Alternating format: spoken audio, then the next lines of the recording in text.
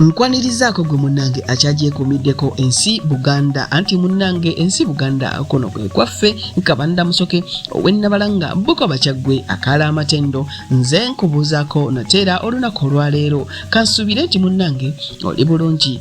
Olugero lwaleero lugamba nti balikomye eyo ne bazza ye Munyolo agenda. Amakulu g'olugero luno gali nti Buganda ne Bunyolo bwe zaalwananga edda nga buli ludda olusinza amaanyi luwamba abantu ku ludda olulala. Abawambe abagumu baagezangako okubomba naye abamu baatyanga era ne batabaako gye balaga.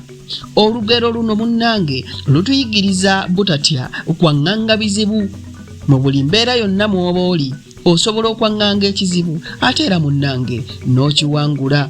Abange olwo lwe lugero lwaleero munzikirize nzire ennabalanga Bukoba Kyaggwe tuddiŋŋana ate mu kitundu ekinaddako ng'ate nkuwa ebirala.